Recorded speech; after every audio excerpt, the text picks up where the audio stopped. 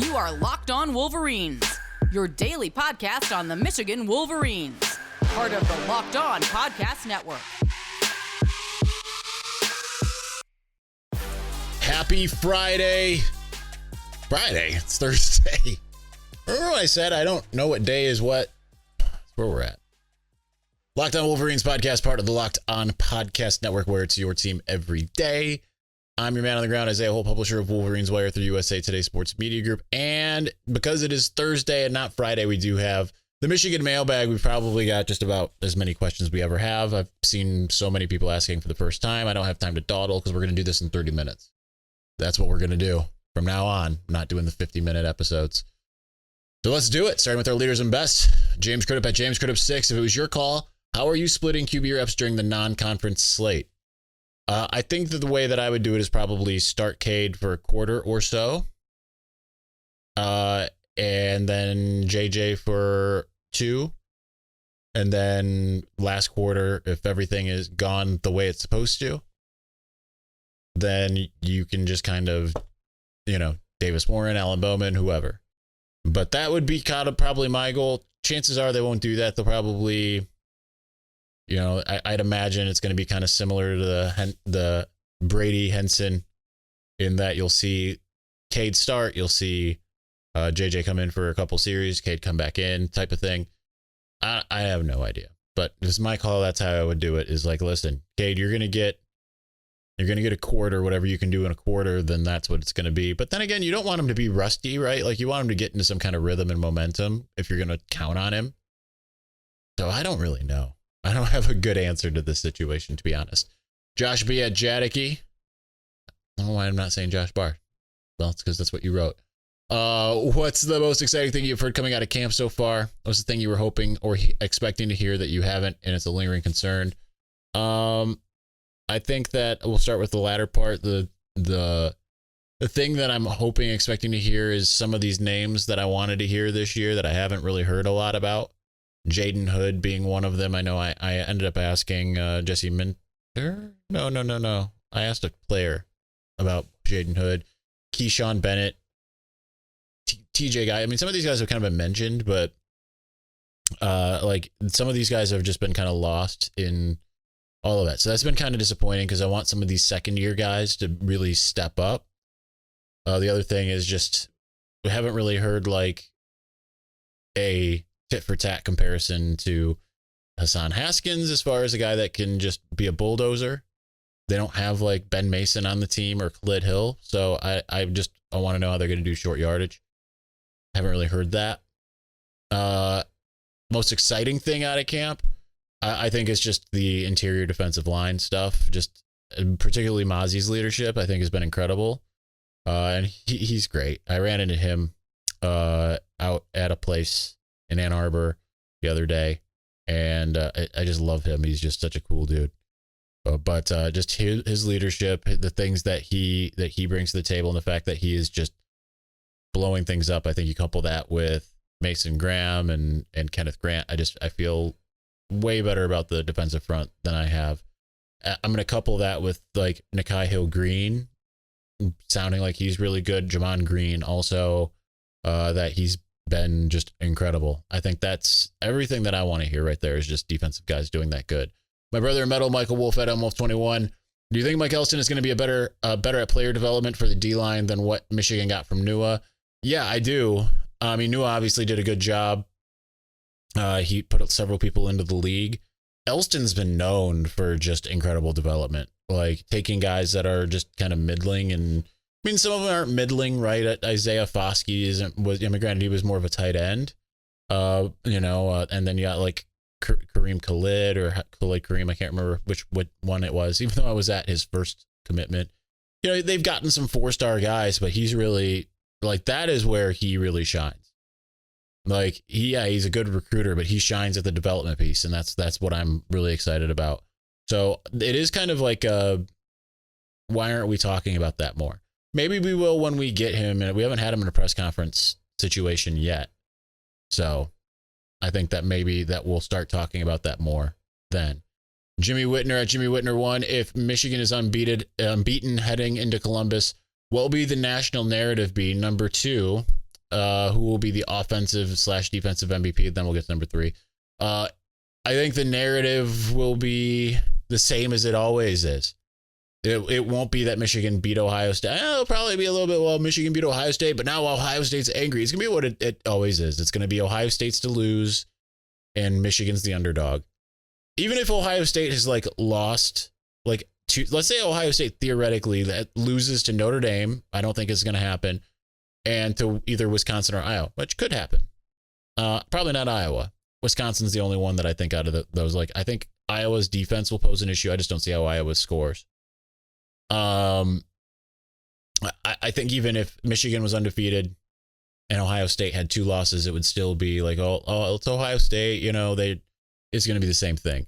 The offensive and defensive MVP, I really struggle with the offense. I don't remember what I said in Scott Bell's newsletter. Ronnie Bell, I think, is who I ended up saying. I mean, it's probably whoever's the quarterback or Blake Corum. I'm just going to go outside of the box and say Olu Oluwatimi, just because I think he's going to. If that's the one thing, they don't have Hassan Haskins. If Olu is everything they say he is, it might not matter because he can just push people. You know what I mean?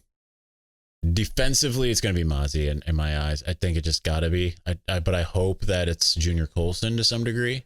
No, you kind of hope it's Mozzie because if it's Junior, chances are something, plays are kind of getting in front of the line, and I'm kind of hopeful that that's not going to be the case. Number 3, name a player you are looking forward to seeing the most. I think probably it might be AJ Henning. I'm not talking about him enough. I think it's going to be AJ Henning. I just think he's going to set the college football world on fire this year. KRTF Farmer 84. Is it just me? Are you really excited to have football to watch this fall? I am. I always am. But your second question certainly kind of answers this. Will you be watching the Lions at all? Weirdly, yes, because I want to see Aiden, and Hard Knocks has actually gotten me kind of bought in. I should know better. I didn't watch a single Lions game last year. It was awesome. I'm probably going to watch some Lions this year. Which college football games are you looking forward to watching? Ohio State, Notre Dame, Alabama, Texas are the 2 top of mind. Obviously, all of them that I go to. I think those are the big ones. Penn State, Alabama's obvious, or Auburn rather, is intriguing. I think that's it for the big. It's always non-conference for me. I don't really care as much. I want the non-conference. That's always way more exciting to me than conference games because it's bowl games, but a full beginning of the season before you even get to them. Oregon, Georgia too. Oregon, Georgia, throw that in there. I don't think there's any early games, week 0 or the Thursday, Friday games that necessarily are. Actually, I don't know when Oregon, Georgia is. It might be a Thursday, Friday game. I don't know.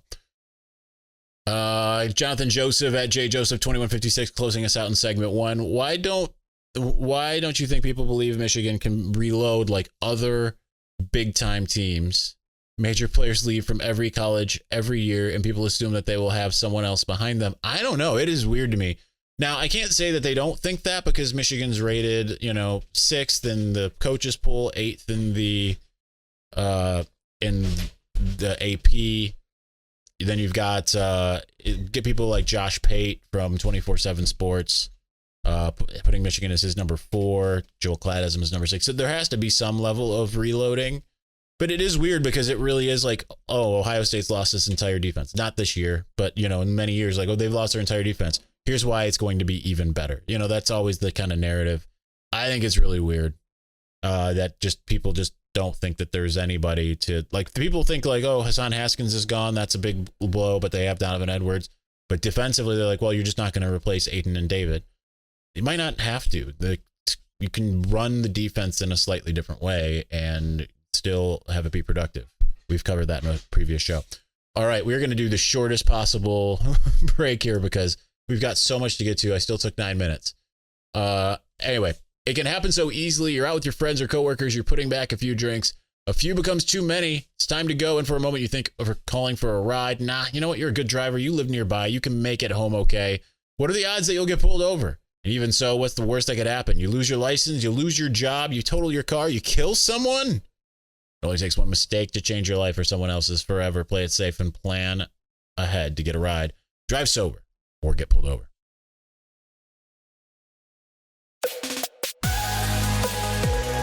Man, we have 20 minutes to plow through like 25 questions.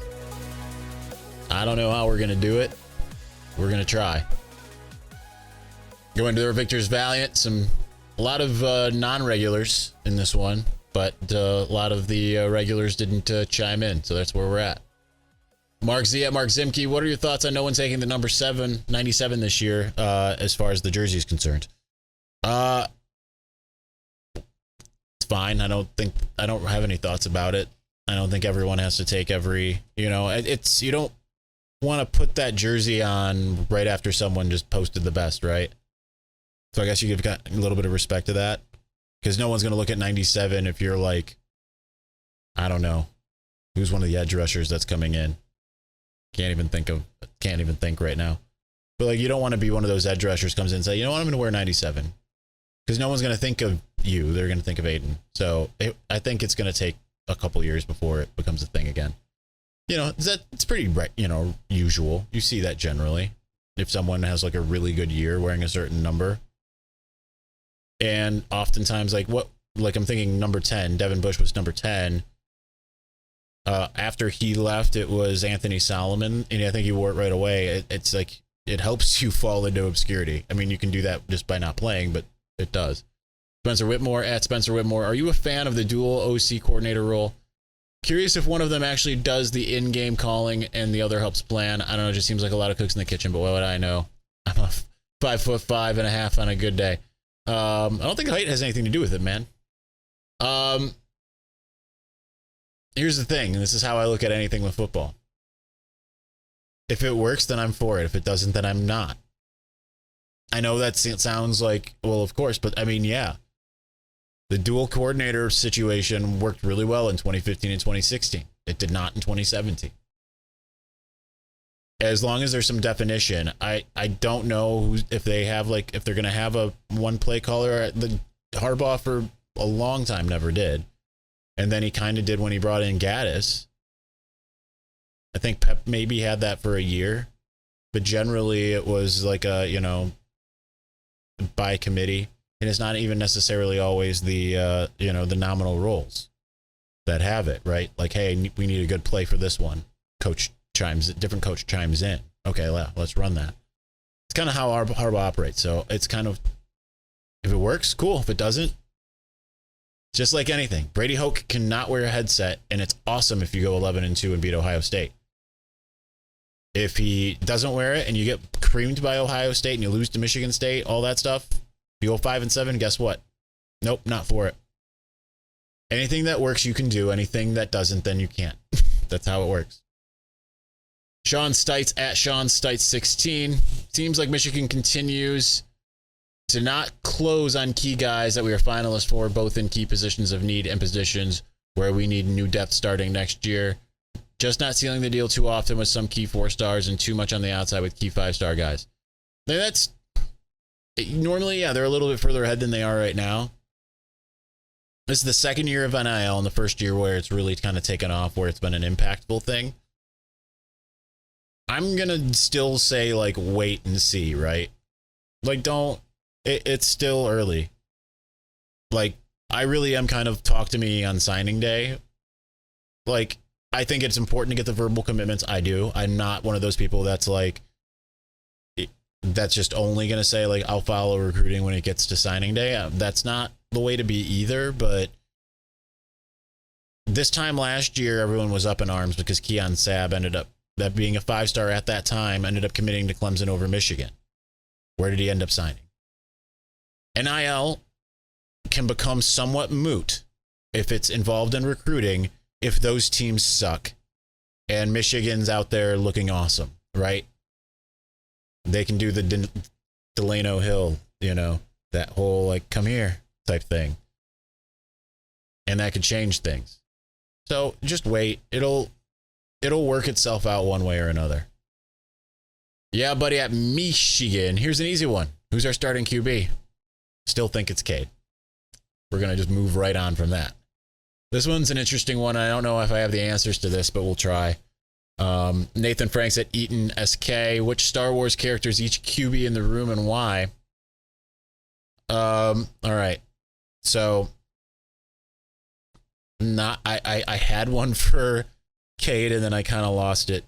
Cade is kind of Obi-Wan, I think. This might not be the best because you're gonna probably guess who I'm gonna say next. Maybe you won't. Maybe you'll go the other way with it. I think Cade is Obi-Wan because I think he's not necessarily flashy. He's steady. You know, he's much better than people think. People have their eyes on the new hotness. You know, that's behind him. So which one is the new hotness in this for JJ? Which one is he? Is he Luke? No, I think JJ is Anakin Skywalker. Because Luke kind of came up, you know, like halfway self-trained and kind of petulant. I mean, both of them were petulant. Anakin was just like a natural, like a phenom type. So I think that I'm going to go with him for Anakin. Obviously pre-Darth Vader. You hope he doesn't become Darth Vader of the team. That would be bad. I don't know that I have one for Alan Bowman or Davis Warren. Davis Warren might be. No, I don't have one. I'd love to get really deep in and be like, this guy's Kit Fisto or Kyle Monday. I'm not gonna end up doing that as much as I want to. Harry Dieters at Harry Dieters. I know the story just broke this evening, which was last night. How much we know about the Ayabi Anoma situation, eligibility? Is he on the team? Does he need to sit a year? Elaborate on what you can, please, sir. I do know that there was a couple other people who had asked about Ayabi Anoma. So I just will include them in right here. Let's see. I've got to scroll for a second. RM32 at real_knows_real. What's the word on Ayabi Anoma? All right, so obviously he's in. You know, that has been confirmed. He has transferred to Michigan. He's a graduate transfer.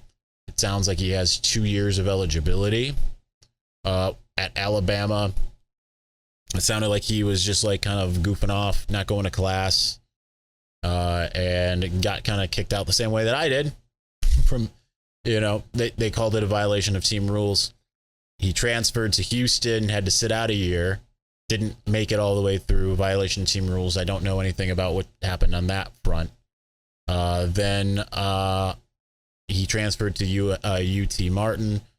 Getting FCS stats is weirdly difficult. I've seen some people say he had 6 sacks. I saw 7 on Pro Football Focus. He played quite a bit. He didn't start playing football until I believe his like sophomore, junior year of high school.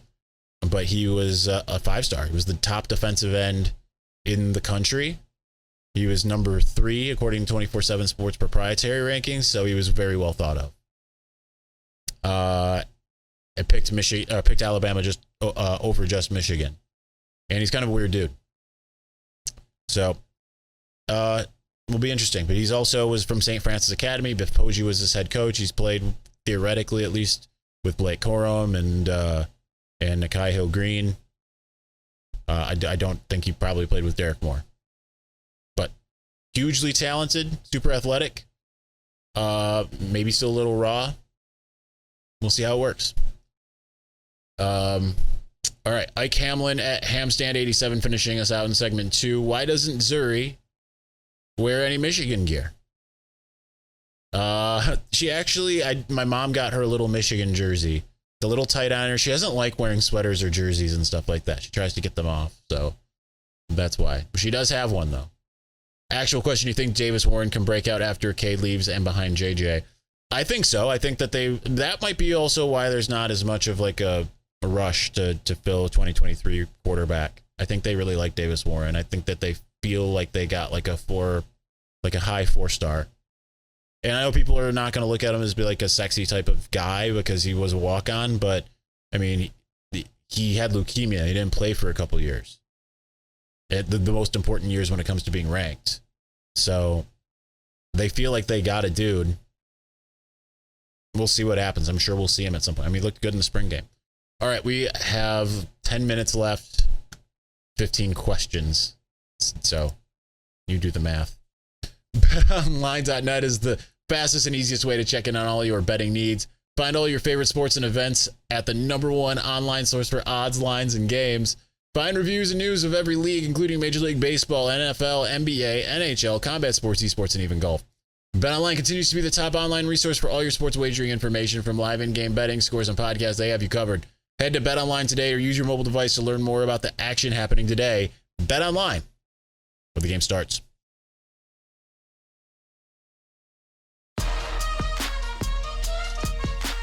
All right, this is going to be a challenge. We're going to be rapid fire on these. That's my goal and my hope here. But starting out with R, and I picked him first because the name Ren Solo, 77, sticking with the Star Wars thing. Love it. With college becoming more like the NFL, do you think the media will ever get more access to practice in the future? That's one area I wish college was more like the pros. And here's the thing. Some schools do allow it. Michigan does not. Do I think Michigan will ever increase it? No, not with Jim Harbaugh as the head coach. Not even a little bit. Like, if they could keep us out of the ones where we'll have to be able to check out the first 15 minutes of in bowl games, then they will. It's just that simple, unfortunately. Perry Mitchell at Perry Mitchell 08. This is a group that doesn't like comparisons. It seems that there have been a lot of comparisons thrown around lately. I said, but it seems like it. Andrew Anthony, Braylon Edwards, Blake Corum to Mike Hart, etc. Is this just an indication of where the expectations are for this team, or is it something else? Number one, the Corum to Mike Hart one, I don't think has come from the program. I don't recall hearing anyone inside the program say that. The Andrew L. to Braylon one, that one was more of Ron Bellamy saying, like, hey, that's who he wants to be. And then it kind of got misrepresented to Harbaugh, and Harbaugh was like, yeah, that's a pretty good comparison. So it is what it is. I do think the expectations are that high, though, but they're still doing the non-comparison things. I mean, there's a reason why we didn't hear a lot about individuals at Harbaugh on Wednesday. Maze and Blue Nation at Nation Maze. Not my friend Brad at Maze and Blue Nation, but at least maybe it is. I don't know. Maybe he changed his name. How would you compare the preparation and energy at practice to last year's? As far as I know, it's the same, but we haven't been talking about the energy as much, which I think is fine because we talked about it for like a year. Kind of became obnoxious. Do you think that the coaches and players will run an MSU drill like all mentioned a couple weeks ago? Yeah, it sounded like they are. We haven't really delved into what that might be, but it sounded like they were doing something special for MSU. Do you see any other major changes in scheme on defense? 0. It's the same defense. Seems like Minter and McDonald are the same. Yeah, that was the whole point of getting Minter and not going and finding a different guy, not like looking for Mr. Splashy number 1 running the defense Don Brown type. It was because he wanted to run the same exact defense to continue to move forward instead of having to do a fully new install.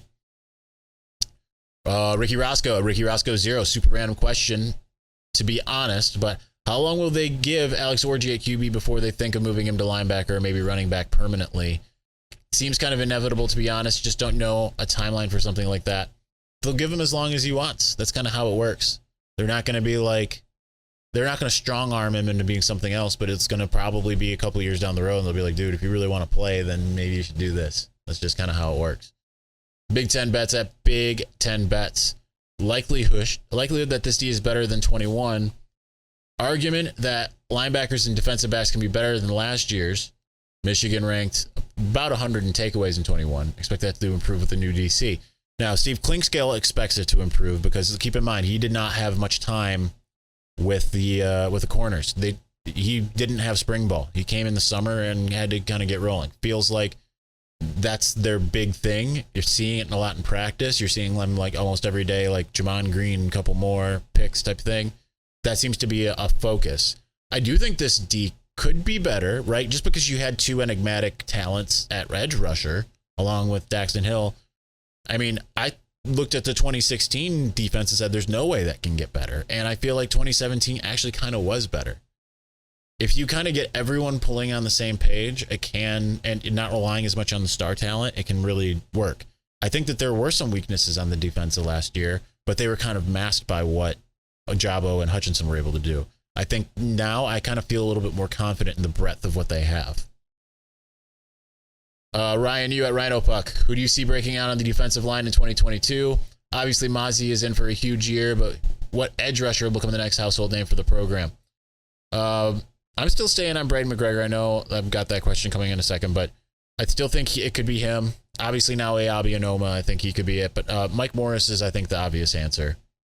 So I'd go with those three. No offense to Taylor Upshaw. I just want to see it, man. I just want to see it at this point. So you're 5. Let's go.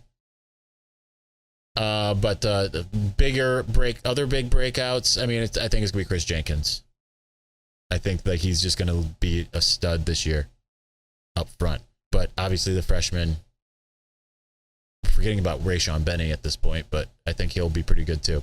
Cliff Harold at Harold C4. He's got like 8 questions here. So we're going to rapid fire this. We've got 4 minutes left and still a lot of people. What formations will Michigan's defense use this season? 3-3-5, 4-2-5, 3-4. It's going to be the same multiple deal, right? It's still going to be more 3-4. It's going to be the same kind of deal as it was last year. What could the personnel in each of these look like? I can't really go through that. The personnel is going to be what it is, what it kind of was last year. Seems like the 11th guy could rotate between Harrell, Barrett, Moore. In what situations do you use those guys? Harrell is going to be more of your edge rusher. Michael Barrett's going to be a little bit more when they go tempo. Rod Moore is probably going to be on the field most of the time, regardless. Any word on Braden McGregor? Well, he's been mentioned as far as being an edge rusher that's coming along. How do you get touches for in order? He's got 9 guys. I'm not going to list them. You just kind of look at what the defense is presenting you maybe and just try to figure out. I mean, they're going to have things drawn up for each guy. There's different things that each guy can do. As far as like who's going to come in order, I can't tell you. How much could each guy get, touch could each guy get per game? Depends on the game. You're not going to sit there and specify, right? And say like, well, we got to get this guy his touches because there's this other guy out there that's able to do whatever. Like they're not going to think like that, right? You might have a day where Ronnie Bell gets 1 catch. You might have another one he gets 10. It's just how it's going to work. J. Morgan 2404. Will Penn State game be a night game? It sounds like it might be Michigan State, but I mean, it's still way too early to tell. It'll be like 12 days before the game that will probably be announced. If Michigan State's awful and Penn State's great, then you can expect that to be a night game almost certainly. Joey at M_fan_2. Should Harbaugh let the Michigan media in so we can make the QB decision for him? No. I think he knows better. Let the professionals do the professional work. Zan at Zanland, given that all the wide receiver buzz has been about the 2021 crew, Ronnie Bell's return and the 3 freshmen, is it safe to assume that Christian Dixon is getting squeezed out? No, I've seen him in a bit. He had a couple plays in the spring game, and it seemed like things were kind of turning on for him a little bit finally this year. He was young, right? And behind a lot of people. And even still this year, like, develop, man. Just develop. You don't need to rush. They've got so many guys. You don't need to rush it. Jared B. 2006 at Bull Base Were. Do you foresee Michigan using Edwards similar to the way that USC utilized Reggie Bush? Yeah, kind of. I think that's kind of it. I think probably more in the passing game than Reggie Bush was, but I mean, he's a kind of a similar dynamic.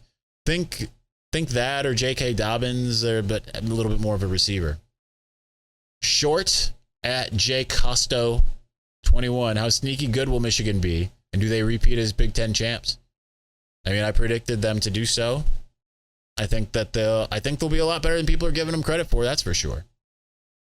Tyler Durden at Kevin LH 1975. When will they fix recruiting? I don't think it's necessarily broken. Just things have been crazy over the summer. It'll work itself out once, players still want to go to winners.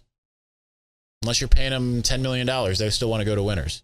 Finishing us out, Clark at Mark_Greenlease. What concerns you most out of the things that you've heard or haven't heard from camp so far?